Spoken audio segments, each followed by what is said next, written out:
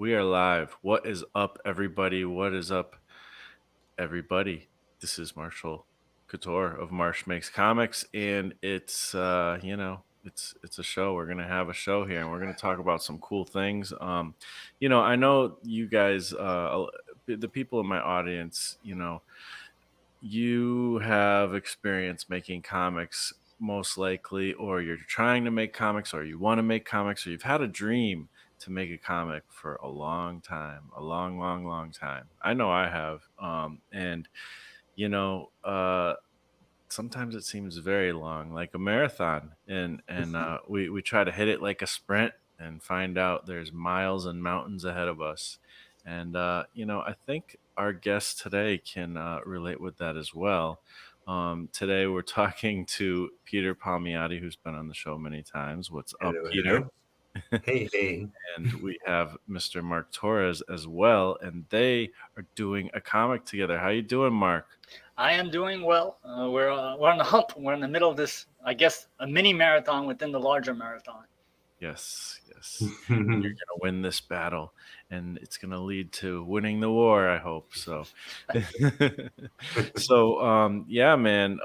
So tell us about, like, where did this you have this comic, it's called Designated, and I'm sure some of the people watching have seen other shows because you guys have been really, really hitting the live stream situation. But tell us once again, where did this journey with Designated start, and did it start yesterday, or was it a little bit further back?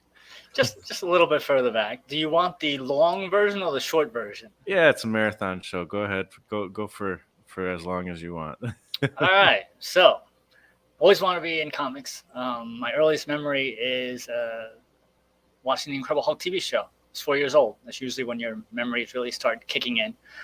I was a Hulk fan. Wanted to be in comics. Hulk was Marvel comics, so I became a Marvel guy. And I always thought at the time that you have to be the artist that makes the stories. That's what I always thought. So I was watching, cartoons, Impossibles, Birdman, and that kind of stuff, G.I. Joe, those types of things. And I'm like, I want to be in comics. That's what I want to do. Little kid, that's what I want to do. So I went to art school, New York Academy of Comic Book Art and Fantasy Illustration after graduating from high school with art as my major. And in that school, I learned a few things. I learned that, number one, the writer is the person that makes the stories. They write the stories. Duh. Now that I say it, it's like, oh, that makes sense. Writer writes the stories, not the artist. So you got to be a writer. I also learned that I was a better writer than I was an artist. And I also learned that I draw like an inker. I pencil like an inker. So the conversation was kind of, this is in the 90s, about how to get into the business. And one of the discussions was that independent comics was just starting to come up as to be a legitimate thing. Image was making a big blowing up. So the discussion was, how do you get into comics? Talking about creator-owned and IPs. Well, it wasn't IPs back then. It's just, continue your own property. So I was like, okay, so the idea is to make a comic. And they said for about $2,000, you can make your own comic book. Now, this was back then, and it seemed like it was a very plausible thing to do. And obviously, since we're here 30 years later, it was not a very plausible thing to do to get $2,000 spare dollars to make your own comic book.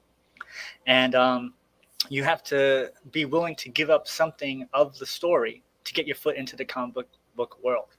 So I had my idea. I had this, crazy sci-fi, superhero heavy 90s property in my head that I had wanted to make. And I didn't want to give that up. So I had to do something else. And so what I did was I made a story against type. I had a female lead, which wasn't a big thing at the time. I put multi-generational, multi-ethnic people in there because at the time that's who I hanged around with, living in New York. That's what you get. And I made a very subtle and very small story. And that was what started to be Designated. So I wrote the story back then, about 30 years ago. Took me a while to write it, 110 pages. I wrote it in 5 separate segments. So I wrote issue 1, 2, 3, 4, 5. Each story begins and ends on a cliffhanger. And then you get the whole story at the end. And at issue 5, it ties it all up nicely in a bow. So then my friend who was in high school with me, his younger brother was like, hey, I'll draw it.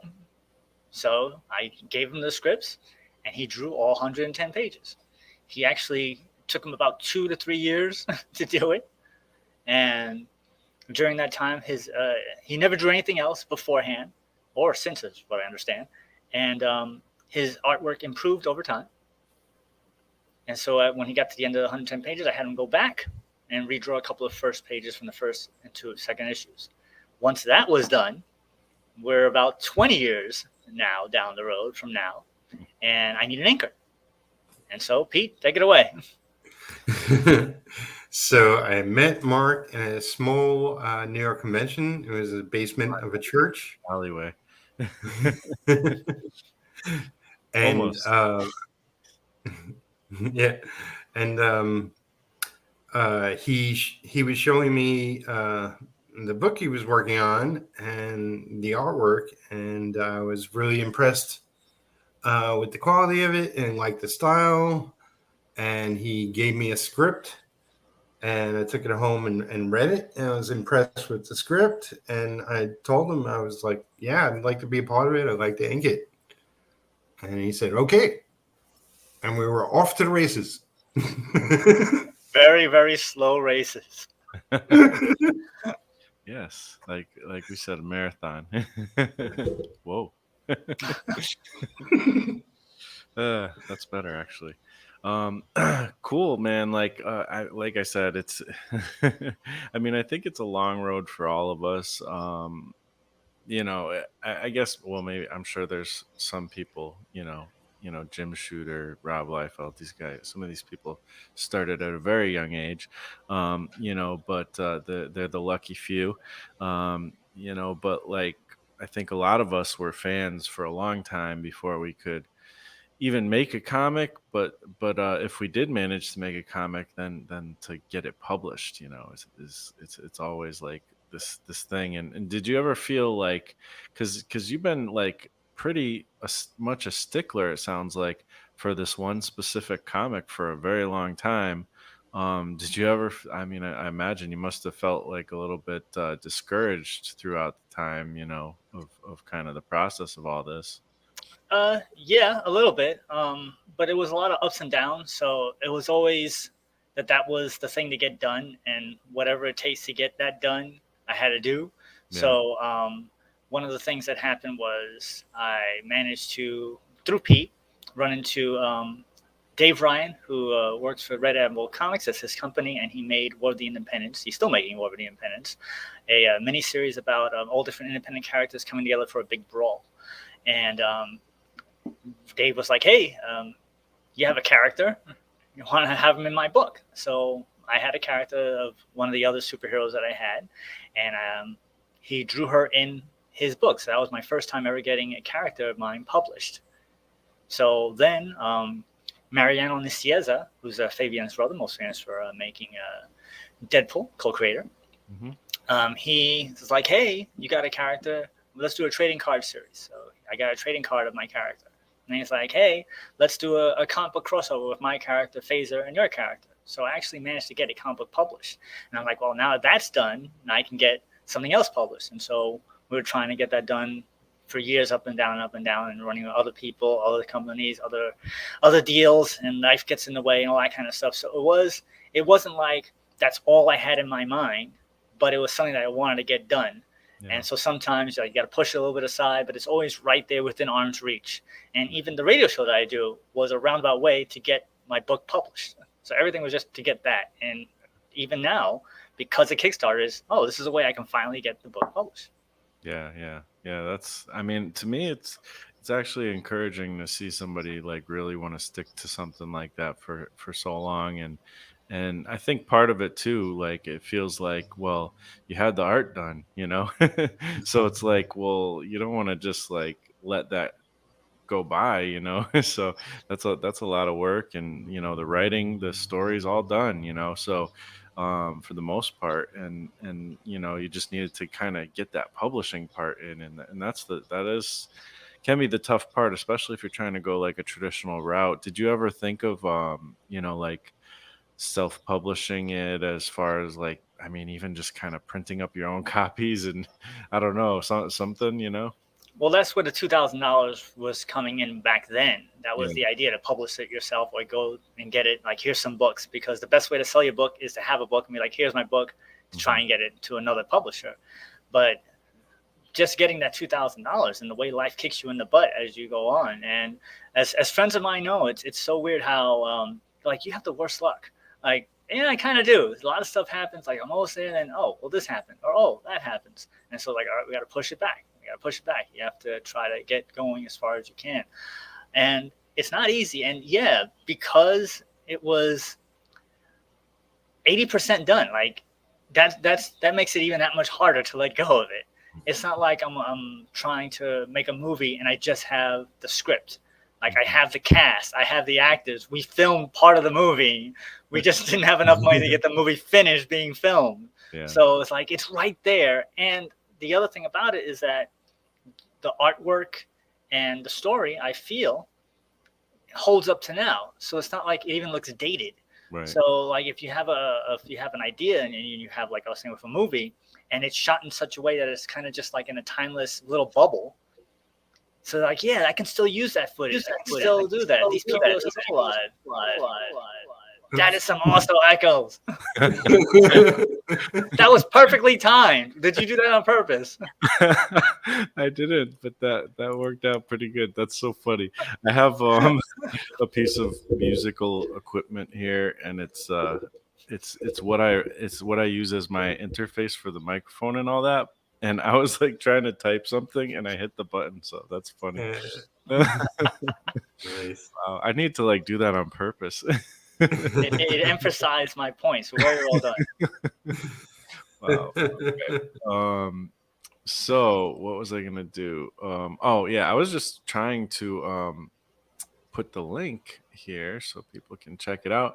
I mean, listen, people, like, I don't know, like, this is like a really cool, like, comic idea, and it looks very much well done. And the thing is like, I feel like the story here is like, this getting published has been like the carrot that's been dangling in front of Mark's face for 30 years. Like, let's help him get to that carrot. Oh man, I'm gonna screen share pretty soon here, but let me get that link in there. Check out a comic. I wish I could hit that. Could have hit the delay right there. So it's comic. All right. I mean, there it I is. know how it is for me, but I can't figure how it is for Pete, because Pete has been working on and off all these years. So is it different for you, Pete, than it is for me? I mean, it's not the only project that's taking time. It's not the only story to be told. I got my own comic retro, which is taking a long time. I got a manga, like an American manga book I want to get done. That's, been waiting to be finished. It's like, sometimes you put stuff on the shelf because you got to focus on right now and making a living, or, what's important. And you go back to the well and, and see what's there that you want to bring to life next. It's, it was a book I wanted to finish back when, and when it, sort of resurfaced recently, I was like, yes, I want to finish this. Right now for the viewing public, the first issue is completely written, penciled, and inked. We got a couple of colored pages on the campaign page, and you said George is working on the letters right now. Mm-hmm. That's what he tells me. George or Jorge? No, that's going to be in my head forever. But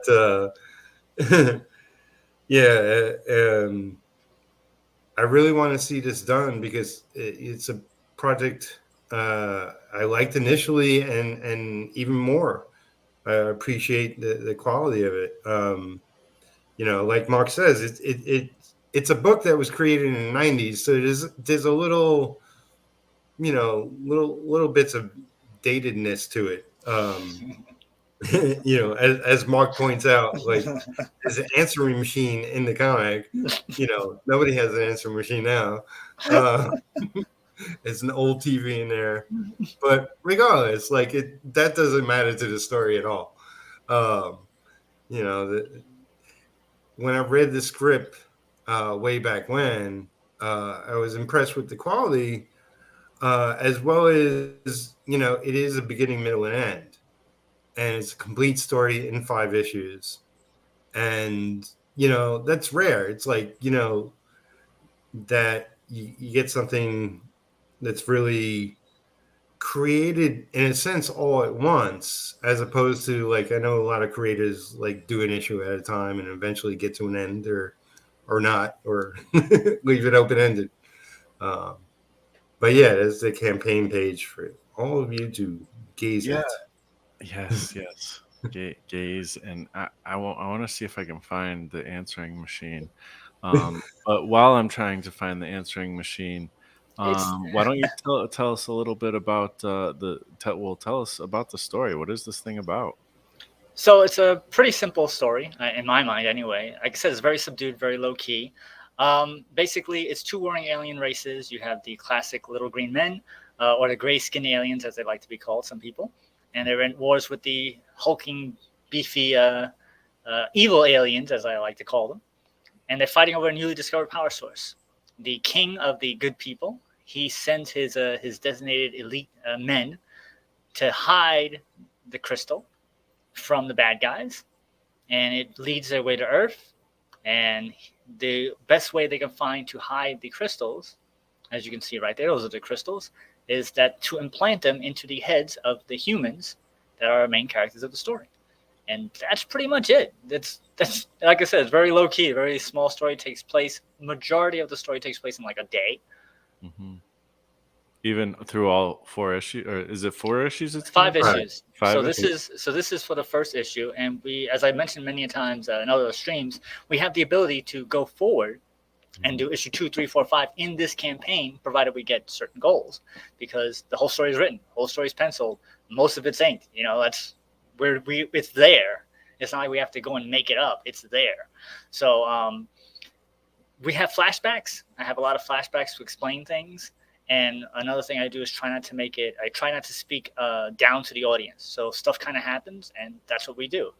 They react as how stuff would happen. If there's an accident, why would this happen? Why would that happen? That kind of a thing.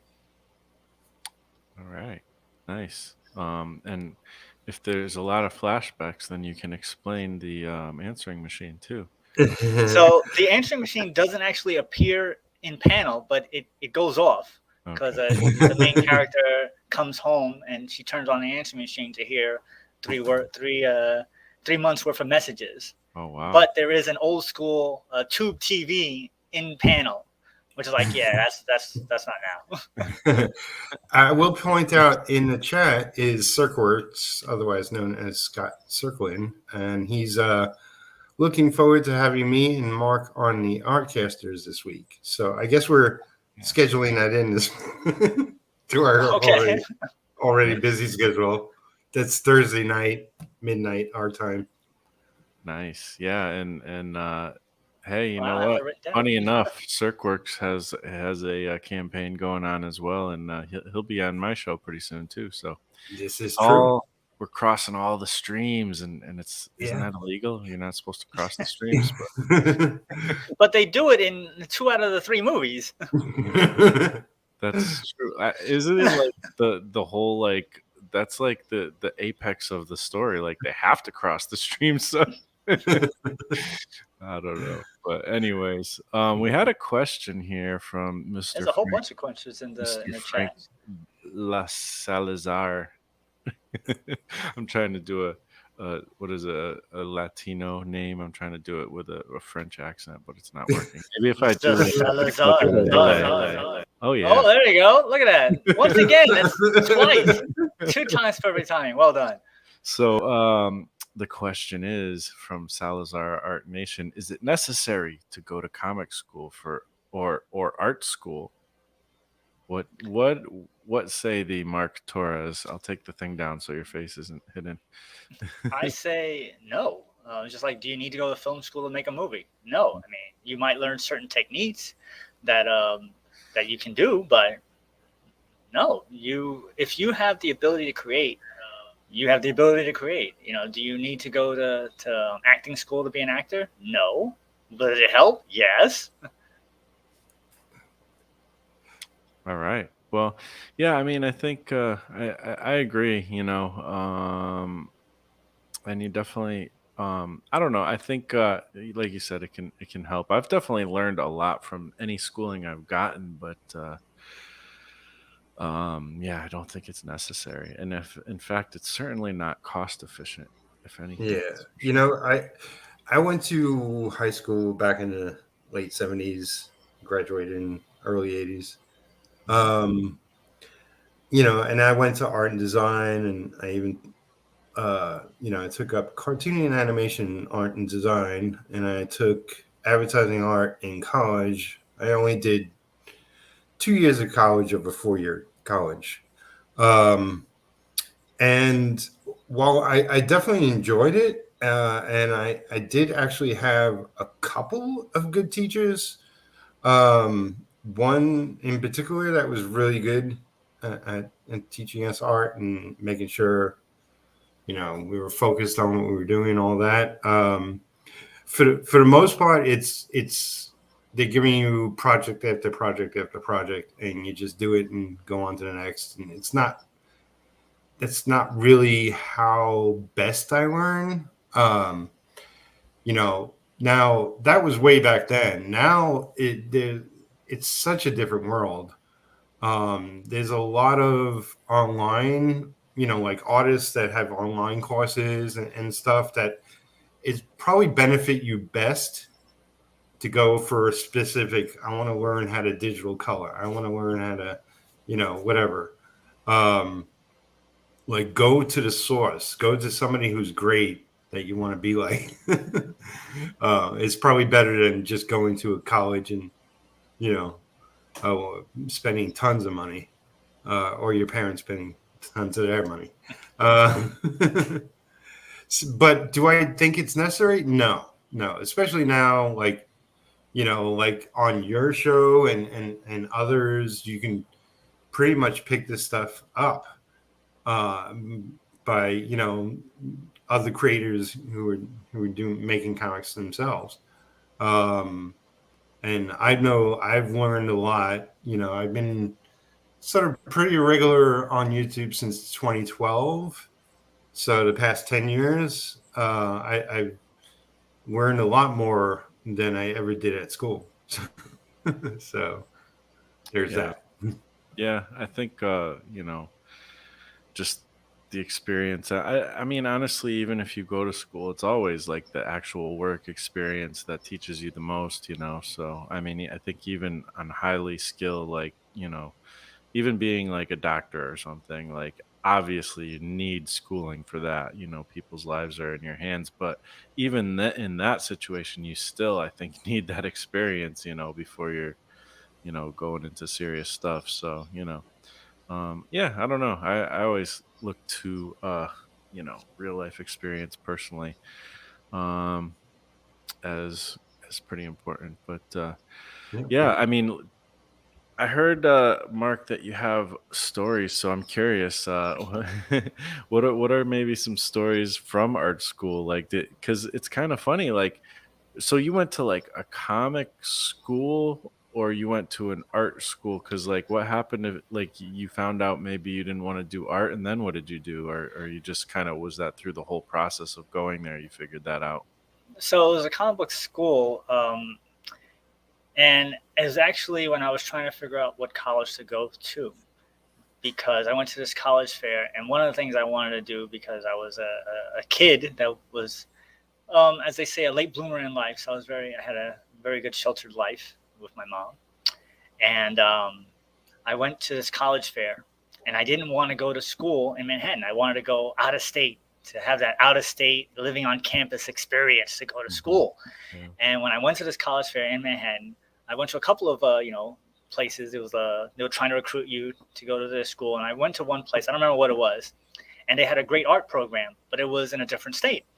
And the guy was like, "Where do you live?" I was like, "Yeah, I live here in New York." He's like, "Oh, what do you know? I want to be in comics. I want to learn how to draw and stuff." And he goes, "Well, why would you want to come to our school? Manhattan, New York is the biggest comic book capital of the world at the time. Why would you want to go somewhere else?" I'm like, he has a point. So one of this other guy he was starting out his new school. He was a special effects workshop guy. So you have to dial it back. You have to think really back in your head. Do you remember there was a campaign for Coca-Cola that had football players that went into like a machine? It was like for a Halloween campaign, and they turned into like zombies and Frankenstein monsters and stuff. Do you remember that by chance? Vaguely. So if you Google, I think what is it? Jerry Rice football commercial horror or something like that, you'll be able to find the Coca-Cola commercials where they did that. So that guy had his own special effects, and he decided to do a comic book school. And he got a couple of teachers. He got Russ Braun, who draws Bastards and The Boys. He's the artist on The Boys. He was there. And we had Stu Suchin, who worked for Valiant Comics. He was a colorist and an inker, if I'm not mistaken, at the time. So we had some legitimate, artwork guys. And I went there and I learned all about the comic book industry. So it was a couple of classes. We had a such and such and such and such and such and such a class. And I just did everything. And they're like, well, you're not that great at this part. You're better at this part. So I kind of focus on one of the other things. It was only a year that I went through that he did the school for. So I learned everything I could, as much as I could. And I think the most thing I got was the business end. I didn't know anything about the business end. And as Pete has mentioned many a times, you really should know about the business end. Yeah, I mean, the business end is, I think us artists and writers and creators tend to feel like, oh, we want to be creative, but we're not business people and all of that. But yeah, it's seriously important. And if you can be just as much a businessman and maybe even more of that, I think it can only help. And honestly, there actually is a lot of creativity in business anyways. So people don't realize that. So especially when it comes to like marketing and stuff, like you can really come up with some pretty cool ideas to get some attention on what you're doing and everything. And I mean, just like the idea of like creating a radio show like you did, Mark. And I mean, I feel like that's great. Tell us a little bit about your experience with that. So one day I was driving home from the cemetery and I heard on the radio, "Hey, if you have a passion for something and you want to talk to experts in your field, call us up and you can have your own radio show." I was like, that's a great idea. If I network with people in the industry, that will help me make my comic. Once again, I was always got to make my comic. So I reached out to the radio station, which was 1240 WGBB AM in Long Island. It's Long Island's oldest radio station, still is. And talked to people, and they're like, okay, you can have a little show, half an hour show. You have to make the name of the show, and it's your format. You get a half an hour, do whatever you want. So I reached out. At the time, I was working at Blockbuster. Worked Blockbuster for 10 years. So I got my coworker. He was an older guy who was really into comics. So the idea was to kind of make the show about kind of like The View, where you have different people coming together talking about one subject. So we had the old guy. I had myself as the host. We had a person who I met in the comic book school, Hassan Godwin. He's the colorist on this book, and he was the co-host on my show for that matter. And then we had a girl who knew nothing about comics. So we put them all together, and it was called The Comic Book Novice. Our first show was the week of February 14th of 2003. The only reason I know that is because we talked about the brand new Daredevil movie starring Ben Affleck. Wow. Nice. Yeah, people forget about that one too, and a lot of the other early with good reason. movies. I like I don't know. We don't have to get into that conversation. I like a lot of the stuff, but yeah. Wow, yeah, that's pretty cool, man. I see a sign in the back of your thing saying something about Coast Guard. Are you in the Coast Guard? Oh. So that it was when I worked at the movie theater. So I worked for Blockbuster for 10 years. I worked for a movie theater for 10 years. Both times I started as a peon and I worked my way up to manager. I became the booth manager. So I was in charge of the projection booth. I actually worked with actual film, putting the film together and, running it through the machine and splicing it and doing that sort of thing. And that itself is an amazing thing that you can do, just like that accomplishment of doing that, and you're putting it on the screen, that you put that together, and it was very difficult to do. And there was a lot of times we had many things go wrong. And then we switched over to digital. And then basically it was like a giant DVD player. And so I was in charge of loading the movies and what have you. So we had different departments in the theater I was working at. So we had the concession department, we had the box office department, we had the ushers, and then we had the projection department, which was just me. And so for some reason, all the employees really liked me as opposed to all the other managers. So whenever they used to call anybody on the radio, they used to call me first. And I used to always tell them, no, don't call me first. Call your department head first. And then call everybody else. And then you call me. So you have to think of me as like the Coast Guard Reserve. So you have the Army, Navy, Air Force, Marines. You have the Army Reserve, the Navy Reserve. You call all those guys first. And then you call me. So I used to have a sign up in the theater, which was Coast Guard Reserve. Wow. Mr. Torres, Coast Guard Reserve. So that way they always used to carry it around and put it on my door. So people used to associate me with Coast Guard Reserve. Everybody has to be dead before you come bother me with your nonsensical problems.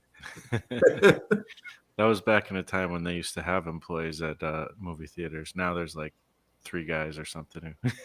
It's still, there's still a person in charge. There's still the manager and then the peon. There's still at least 2. Yes. There's a chain of command. It's not a very long chain. There's 2 links, but Exactly.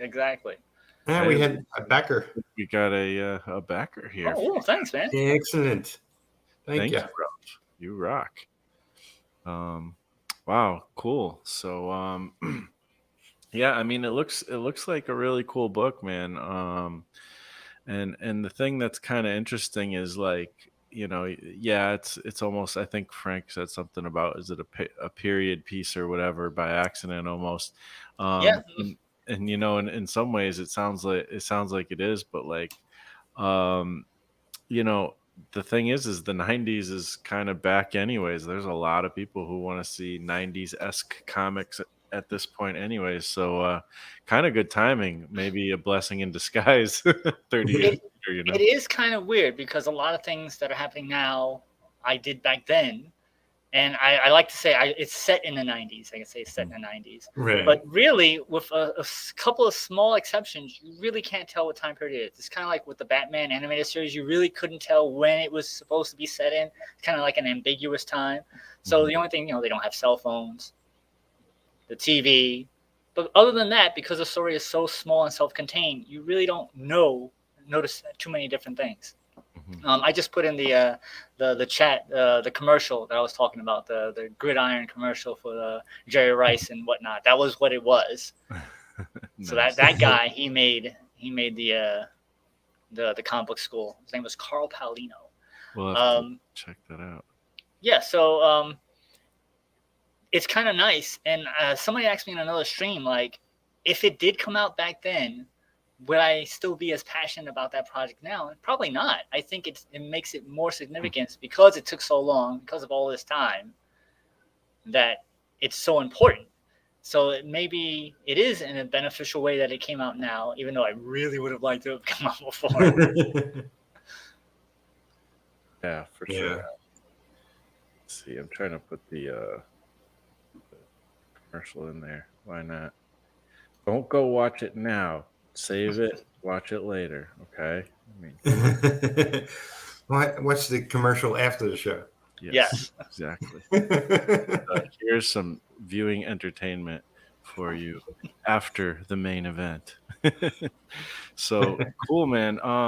And it's funny because I was watching one of the streams where you guys were on, and you mentioned that one of the characters is kind of loosely based off of, at least image wise, I think, off of Britney Spears. And I went and I looked and I'm like, what? And I looked and I'm like, oh wow, I never would have thought of that. Now I totally see it. Like, what's up with that?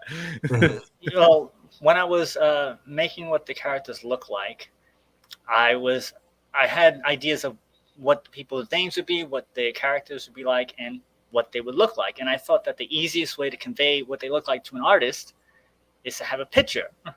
So I'm like, well, what would be the better ways to use celebrities? So I was like, blonde hair, blue eyes, kind of hot chick, about that right age at the time. Like, I like Britney Spears. That's who Britney Spears is going to be. And I was like, here, that's what she looks like. Because remember, this is back then when the internet was just early on. Mm-hmm. So there wasn't as many images of Britney Spears all over the place as they are now.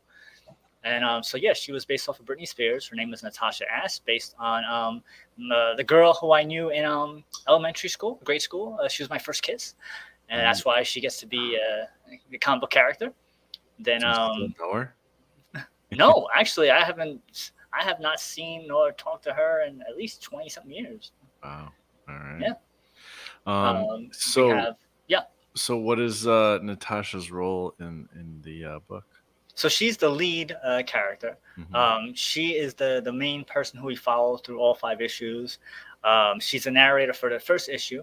I believe, if I'm not mistaken, I think I gave each character a narrative point in each subsequent issue. So the narration switches from issue to issue because we kind of focus on the other 4 characters. But she is just someone who just gets dragged into this. She was just trying to get ready for work, going to her job. A massive portal opens up in her way as she's trying to race, as it shows in the book.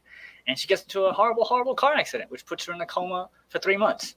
And because of that coma and the accident where it happened, which was in front of the hospital, which was where the good alien was at trying to perform his first ever procedure to get the crystal in the head of one of the other people who was in the hospital, she gets sucked into it as well. She gets the crystal put in, and the bad guys find her, and then off to the races. And what happens as the bad guys find her trying to escape a giant alien creature is trying to kill you when you don't know why. Wow. That's a bad day. A mild mannered Britney Spears trying to go to work. She ends up in a coma and sees aliens. Pretty much, yeah. Cool. Hey, that's cool. That's a great little intro. I mean, it kind of reminds me of like Terminator 1. The Sarah Connor. She's just the whole work thing, and then all of a sudden there's this whole, what the heck, there's like this world situation that nobody knows of. And yeah, Right. pretty cool though. Yeah, really neat. So nice, man. So it's looking good. It seems like you're getting some good progress with this thing. Is there anything else you want to talk about with concerning the story and the campaign and all that? Sure.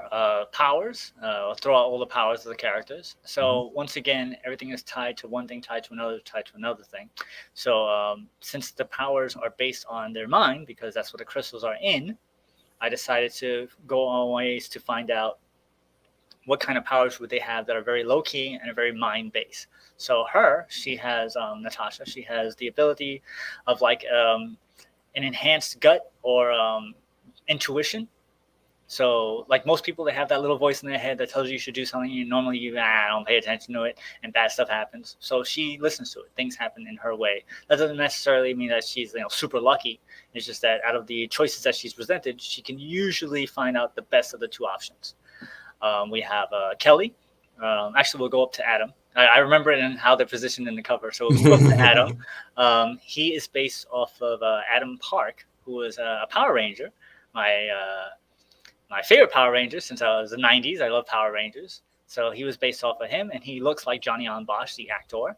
And he has upper limit human strength, endurance, and speed when under duress. And that's important because he doesn't know it can happen. If he needs to do something, he can do it. So if you need to, somebody's trapped underneath a car, you can lift that car, as has been documented for regular people. So it's not outside the realm of believability, and it's only something that can happen when under duress. So he can't always lift the car. He only lift the car if he really needs to lift the car. or he can run as fast as Usain Bolt, as I like to say, since Usain Bolt right now is the fastest human on the planet. He can run as fast as him when under duress. Then we go up diagonally. We go up to Kelly. She is a 16-year-old female, and because of that, as I've talked to many people on many streams, she is full of emotions. So I wanted to give her an emotional power. So basically, what she can do, she has the ability to absorb the strongest emotion within the immediate area, and then redirect it to everybody else in that area. So once again, none of these people know what powers they have. Stuff just happens. And because she's an emotional teenager, as they are, it kind of fits in that she doesn't even realize what she's doing. It just kind of happens. Then we move down to Chris, black guy, African-American, be politically correct. His look was based off of the movie Day After Tomorrow with Dennis Quaid. There was a black guy in that movie, and I was watching that movie, and I was like, if I'm going to make a character to look like him, that's what he looks like. So he has eidetic memory. I keep on forgetting that name. I know someone I think Frank Salazar was the one that told me the exact name, but it's like mega memory. Mary Lou Henner, the actress, has that. She has super photographic memory, but he has it one step further, which he can see anything and he will remember it as is. So he can take a dictionary and read through a dictionary, and he will remember it. That does not necessarily make him any smarter than the average person. He just remembers the words in the order that he sees them. And then we go down to Ed, which is Adam's brother. He's a 5-year-old child, and that makes him the most powerful because, as they say, the children have the great imagination, and sometimes they aren't bound by the way the rules work of the world because you don't know any better. So he was based off of the kid from Godzilla's Revenge, the old Godzilla movie. That had a little Asian boy, a little baseball cap, and a little backpack, and he was talking to Gazuki in the movie. That's what he was based off of. So it looks like that guy. And he has the ability to astral project when asleep. So he can appear in other people's dreams, and he can appear in real life as long as he's asleep. And he also has the super ability to manifest energy creations out of thin air. So, for example, if he's in a box and he needs to get out the box and he's going to break the glass or whatever, he can manifest a hammer to break that glass, and then it dissipates after the need is done. Once again, all this stuff is under duress. All this stuff is they don't even know. They don't have the handbook. If you go back to Greatest American Hero, you didn't have the handbook. You lost the instruction. Just kind of figure it out. Yeah, I could imagine. I mean, what happens when they're like, oh, they're in a situation and it's like, oh, hurry up, you got to go to sleep. Like, can you sleep like right now? Because we need you. Like, but they don't know that it only works when he's asleep. Okay. He doesn't know it works when he just has crazy dreams. Yeah, it sounds interesting. Like how you're gonna kind of, or how you already have executed that in the story. I'm definitely curious to see how these powers kind of manifest, within that realm and everything. Yeah, it's like it's a hero's journey, but the story only takes place within a day, so it's always a short journey only so much time to figure things out. It might be a marathon to get the comic out, but it's a short journey for the story. Actually, man.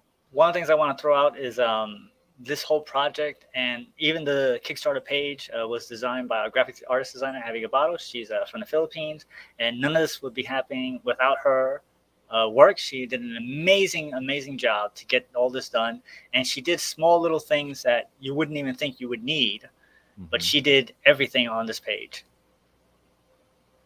Did she design the book too, or just the Kickstarter basically? She designed the Kickstarter, and she's probably going to be the one to put the book together with the lettering. She's the one that's going to put it all.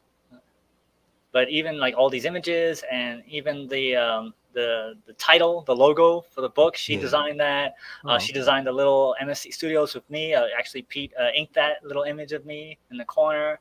Nice.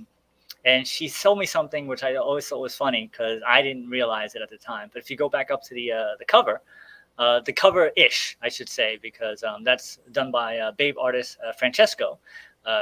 He's most famous for doing Savage She-Dragon for Image Comics, but he's a Babe artist right now. He actually said that he wants to retweak this image, so it's not exactly the final image, but it's going to kind of sort of look like that. But if you go down just a little bit to Natasha's boobs, the name placement was her idea to put 2 names right over the boobs. So like little things like that, she did that on her own. It wasn't me.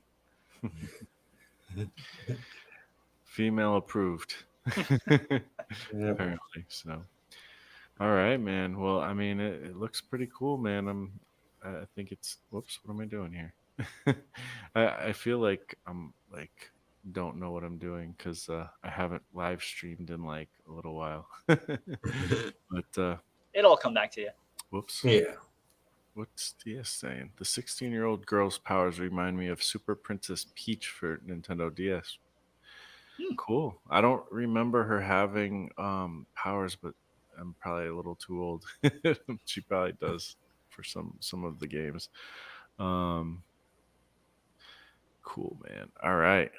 Well, man, is this project looks really cool, and I, like I said, everybody, I'm gonna put the link in there one more time, and I just encourage everybody to again help help him get to the carrot, man.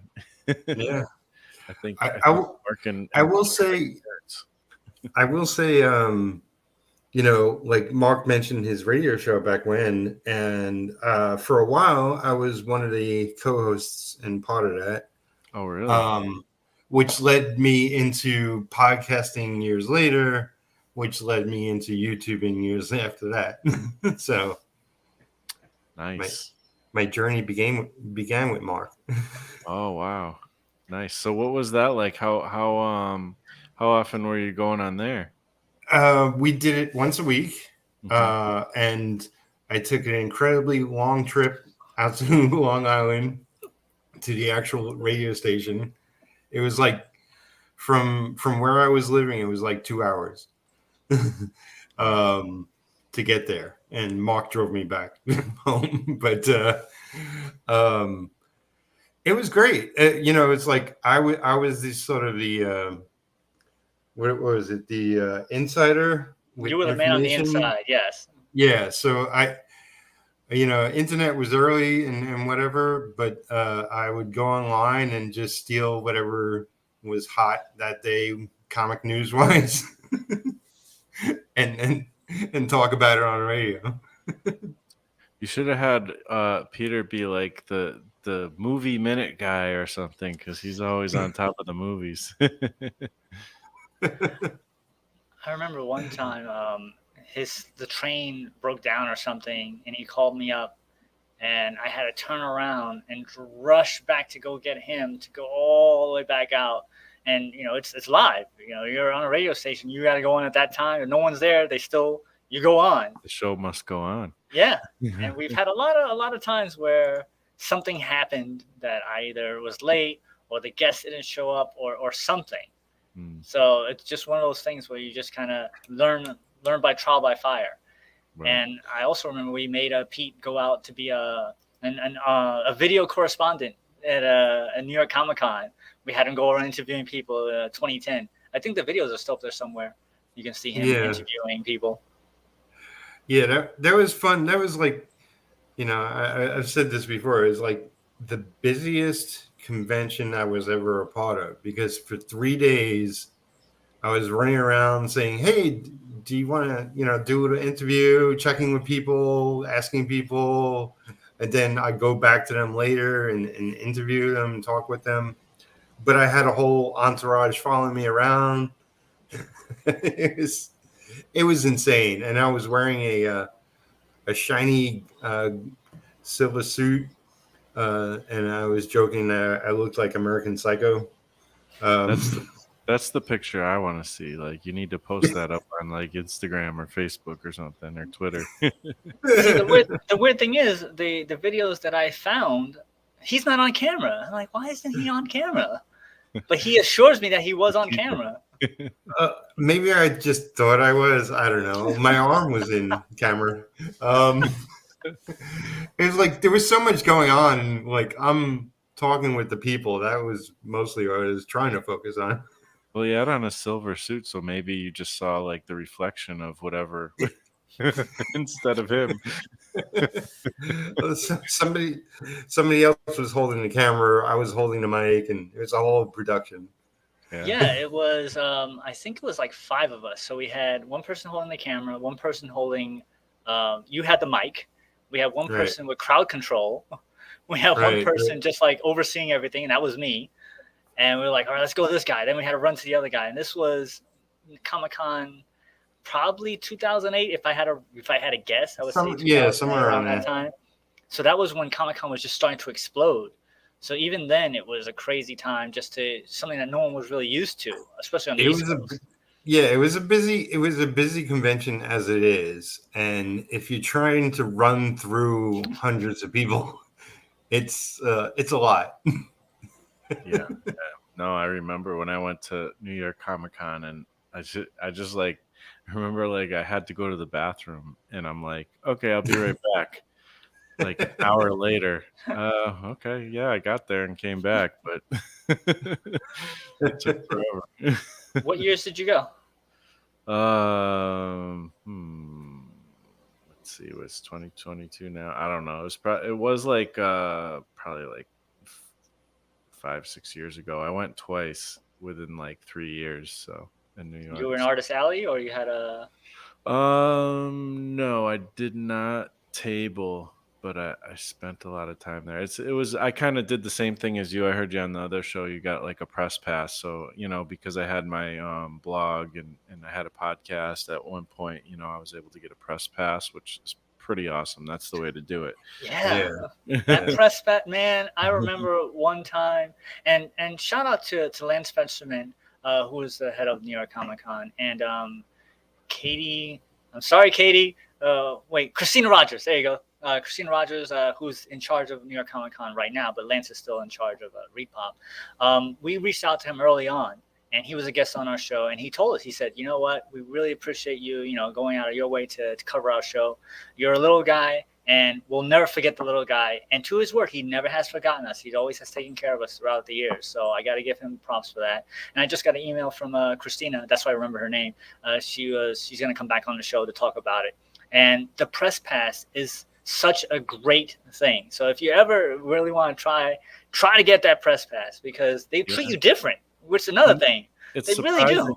It's surprising too how easy it can be. Anytime you go to like any decent sized convention, it's worth trying to get that press pass. And I was like, I was surprised because I just had a little podcast. Like my YouTube channel wasn't as good as it is now, even.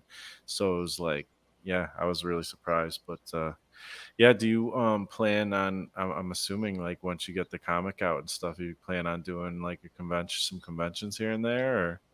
We've done convention tables for the radio show, and I would guess I would do it for the book. But whenever we do conventions, usually to cover the convention, so it's difficult to have a table and then do the convention at the same time.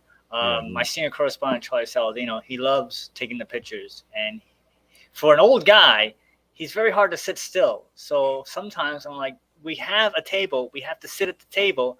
He's always running off somewhere. I'm like, get back over here, get and sit at the table. That's what we're here for. It's very, very upsetting. So I don't think, even if we manage to get to a mid-sized convention, that I would be able to have a table where he's here, he'd be running off. And then the other two correspondents, they also have their own things to do. So I don't even know if we would do it that way. It would just be me all sad by myself. And I hate being at a convention by myself. Very boring. Well, I'll probably do conventions next year. I'm trying to get a lot accomplished this year. But yeah, I'll probably do some conventions next year.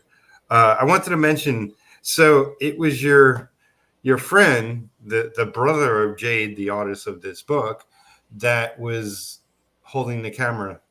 Oh, it was Jaren?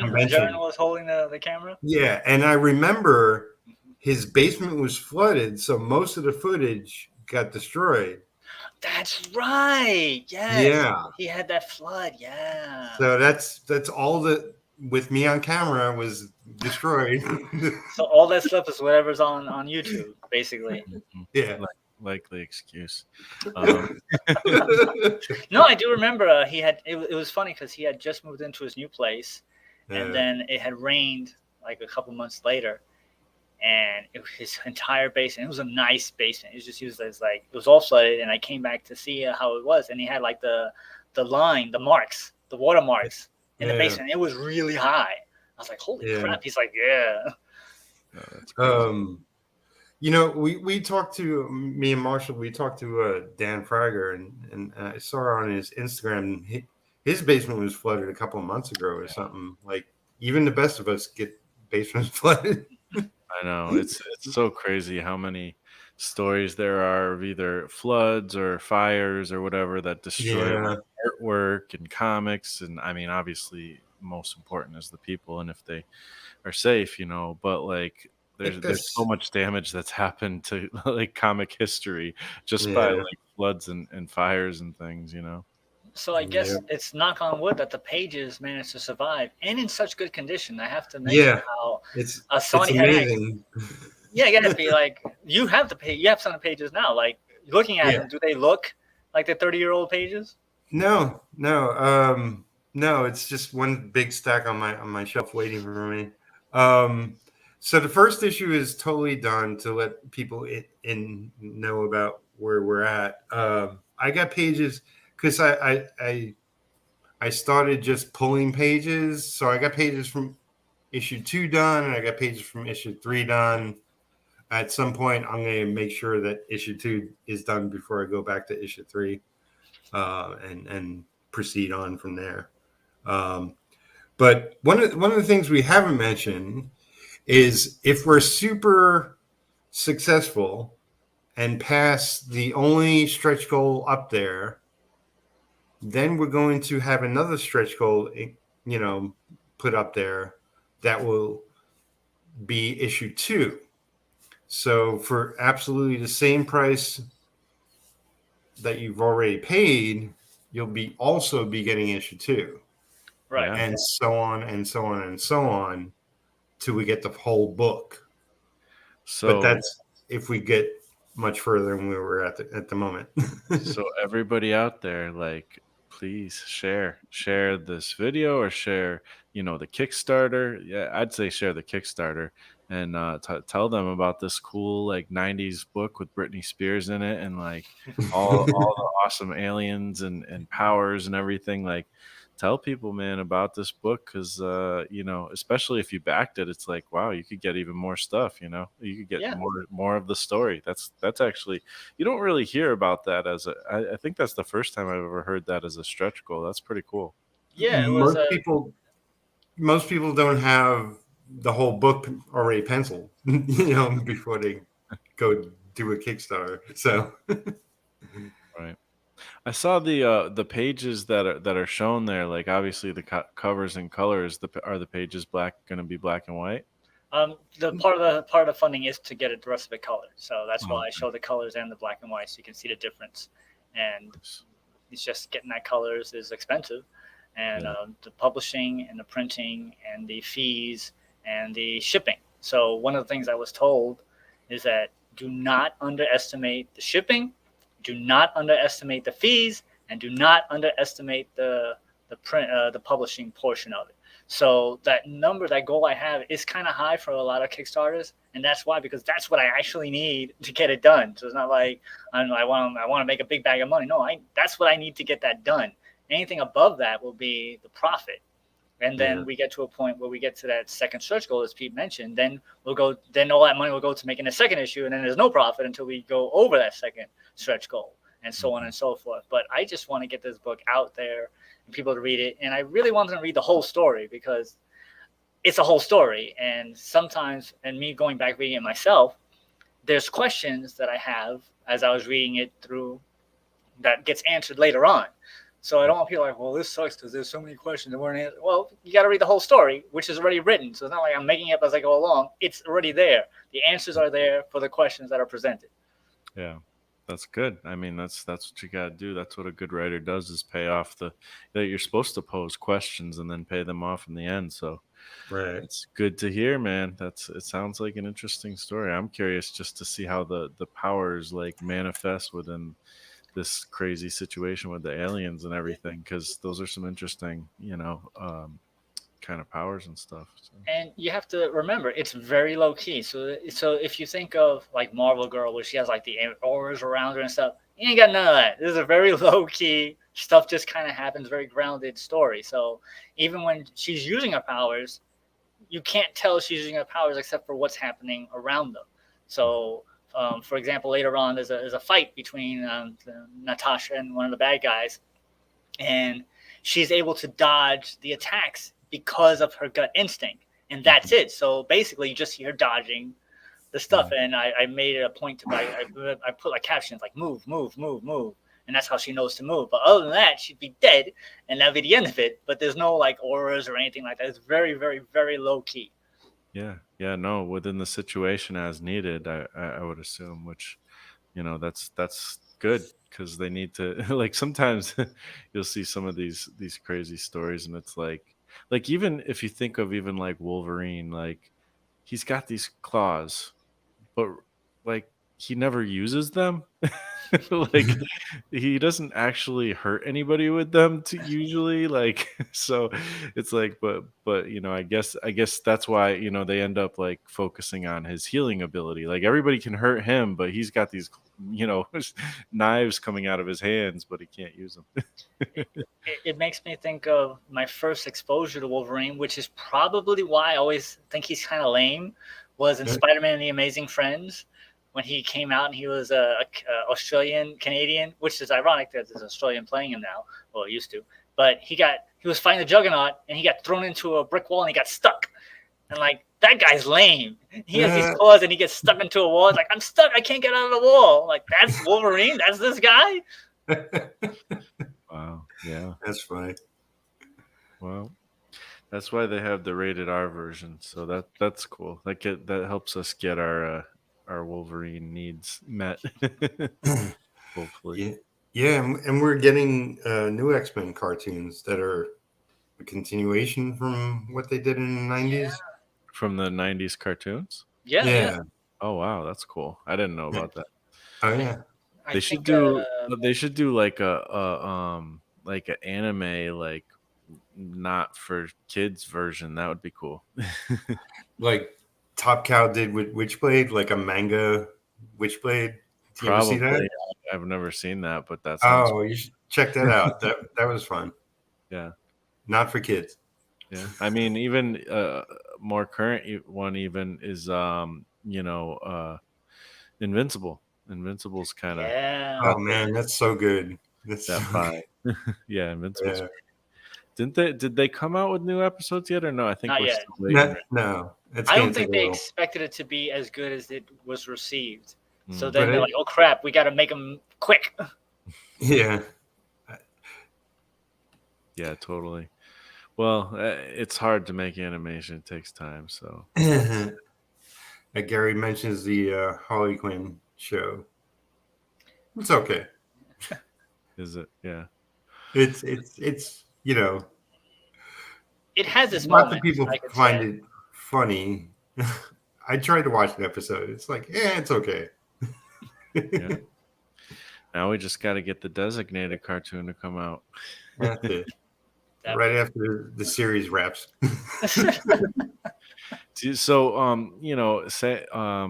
assuming that things go well and you're able to publish all 5 issues and everything, is this a story you want to continue with these same characters, or do you have other ideas of things you want to do in the future, maybe? Or so, like I said, I did have a slew of other superhero stories and stuff that I haven't touched in however many years, and I might like to go revisit them. I mean, Sunburst is my character. Is the only one that's actually seen any type of real action, so maybe I would do something with her. She's the mascot of my radio show as well, so I keep her in my mind. One of the plans was my co-host was supposed to try to dress up as her for New York Comic Con. We're not sure how that's going to work out. But as for continuing this story, I have an idea if it would be successful, where to go, and it's been sitting here. So I have nothing written down, nothing of that sort. I just have, what would happen afterwards? Like, all right, well, I kind of have an idea, and I would do another 5 issues. For some reason, that 5-issue story really worked out well with me. How I was able to come together, make it 22 pages, it kind of flowed. I had enough room to wiggle with, but it was tight enough that it was a nice little story. It didn't go on too long. So I'm like, yeah, I would like to continue it if the desire and reception is out there. But I would be satisfied if people read it and like, all right, we're done. We had it. Thank you very much. Let's move on. What else you got? For sure. It'll be designated the next day. Designated. Say it again. Designated. and the designated issue Kickstarter is now linked in the chat once again. So please go check it out and share it with your friends. Yeah, share it with your friends. And I'm curious, do you have like I should put it in the show notes after the show, but like I'm assuming, do you have like the radio show like online somewhere too? Yeah. Or? So we're on 88.1 FM WARY in Westchester County, New York. So only if you live in Westchester County can you hear it. They don't have an online link. It's only a terrestrial radio station. Okay. But we're also on 3 online radio stations. We're on sci-fi.radio at 8 a.m. and 8 p.m. on Wednesdays, Eastern Standard Time. BTD Radio on Thursdays at 4 o'clock Eastern Standard Time. And Indie Volt on Fridays at 6 p.m. Eastern Standard Time. And we're on about 40 different podcast places. So if you have Spotify, Amazon, Audible, or whatever else they have out there, we're probably on it. Just Google Came From the Radio, and you can find us on those platforms. Oh, okay. And even on our website, I have links to most of those places, and we have an embedded player on the website. So when you have a podcast place, you just press the button and you can hear us there. So definitely go to your favorite podcast place, your favorite radio spot, and type it in, and you might very well find it. I mean, the fact that it's on Spotify is pretty rad. I'll have to check it out over there. Yeah, Spotify, iHeart. Jesus, I can't name a podcast place. And I was like, yeah, we're on it. Someone's like, yeah, you're not on this one. I was like, yeah, we're on iTunes, but iTunes isn't iTunes anymore. It's Apple Music, which we're also on. Yes. Yeah. All right. Nice. If you want to find me, you got to come out to Kentucky. So. Really? Wow. I thought we could find you at least on your YouTube channel, but we got to go all the way to Kentucky. There too, there's the online spots. Yeah, I'm everywhere. Yes. Well, I would like to one day meet the famous cats that live in your apartment too. So that would be cool. Down to a manageable 3. So thank God. So you have a few, so you can always pull that excuse with Mark. Oh, I didn't get the ink done. Like the cats ate it. Oh, I'm sorry. Cat spilled the ink all over the pages. Sorry. See, so right there, if you're a cat lover, support this book. Yes. All you cool cats, come support Designated. So yeah, and Pete also has other projects, right, Pete? What else you got out there? I got I'm part of CB Smallwood's project, which is Wildcat Anthology, which has probably 7 days. It's a week left on there. We're funded, but we could always, double that, triple that. So if you haven't heard about that, then definitely go check that out as well. Absolutely. Yeah, we're a big supporter here at Marsh Makes Comics. I say we, I mean me, of Wildcat, the Wildcat Anthology. So definitely go check that out if you haven't done that. But we're here for Designated today. So, man, Mark, thanks for coming on and hanging out. And Peter, as always, thank you, for coming by, Oh, thank you. This has been fun, Mark. Mark. Mark earlier, so I don't know why, but so now we're even. There you go. All right. Well, thank you everybody for hanging out with us in the chat and watching. Thanks, chat. Yeah, good chat going. That was a weird sound. Something dropped. Yeah, but thank you everybody. I have a new apartment with poltergeist in it apparently, so I'll maybe be back. That's why it's in the back of that mirror. That's what that thing is. Yes. I see something in the trees behind you. Figure. Oh man, I'm never gonna sleep again. And he was never heard from again. The last. What the heck is going on? See, that's exactly what happens in the movie. What's that sound? And then you go and investigate, and then you get killed. And I'm gonna go take a shower right now. I feel like that's a good idea. So I actually saw a ghost. So I told you I have many Oh, really? stories. This is my ghost Oh, story. I love ghost stories. Do you have alien stories? That'd be more appropriate. But I don't have alien I'll stories. go for the ghost story though. At least The ghost story is as follows. I was at my home that I grew up in. My mother had passed away, and one of my friends, his sister, had committed suicide, and she killed herself in her car. And her parents asked me to keep her car in my driveway of the house that I was living in, my house. So it was just me and my dog living by ourselves. And if you remember, do you remember the club that used to go over the anti-theft device? So I took the club off of that car and I put it in a room. So you have to imagine, think of like an I, like a capital letter I that goes like this and it has the things at the end. So I'm in the middle of the I, and on one end is an end of a hallway which leads to two different doors. So on the right hand side is where my mom, her room was before she died, and on to the left side was a smaller guest room that we used to have. So I'm here at the computer. Let's say I'm right here on my computer. I'm talking. My dog goes. He starts. He perks up, starts barking, and I'm on my computer. And at the corner of my eye, I see something go from one room to the other room, like a white light. I was like, "Holy crap!" And my dog gets up, and I'm like, "Holy crap!" So I'm like, and then you'll find out what that was. And as I'm walking down the hallway, I'm thinking, this is exactly what happens in all those movies. Are like, why would they do that? Why are they going over there? It actually happens. People are stupid enough to go investigate like an idiot, which is exactly what I'm like. I'm that idiot that's going to go get killed by this ghost. And I go, if there's a ghost here, please do not kill me. I actually said that out loud. And I go in. And so I go to where the ghost went to. I turned on the light to the room. And the first thing I saw was the club. And I was like, that's kind of weird. That was my mom's room where she had died. And it went to the club, which is where the girl had died, which she was with her. So I was like, that had to have been somebody's spirit that was passing by in the corner of my eye. Like I said, it was a light. It was a figure in the corner of my eye. I walked from one to the other, and the dog was like, hey, there's something going on over there. So that's my ghost story. Wow. Nice. What about you, Peter? Any aliens or ghosts?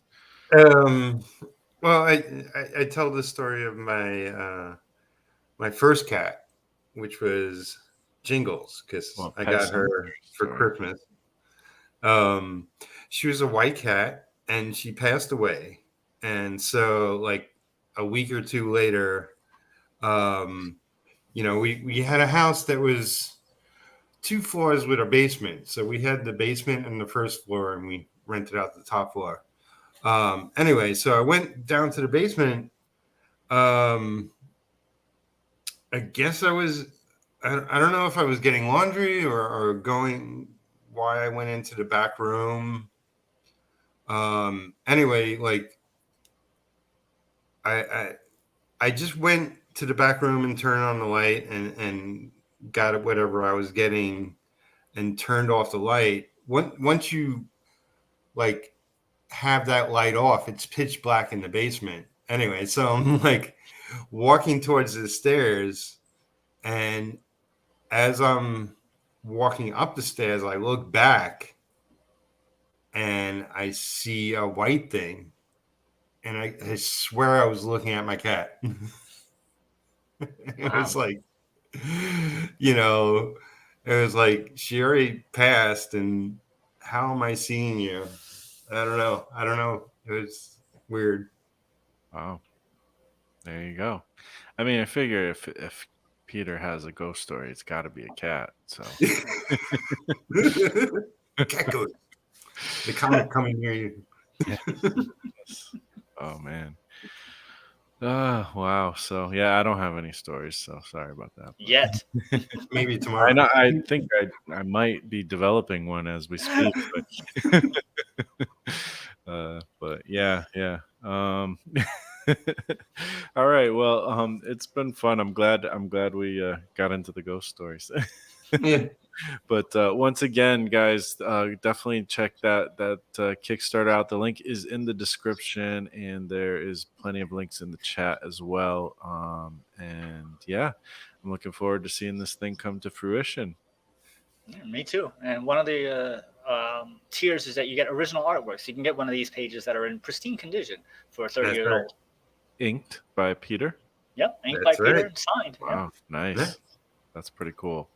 Yeah. Awesome. Definitely check that out. And yeah. So yeah, we'll see everybody the next time. And you guys have a great night. Thank you again for coming on. Thanks, Thank Chat. you so much, Thanks, Marshall. Marsh. Bye. Yeah. Bye.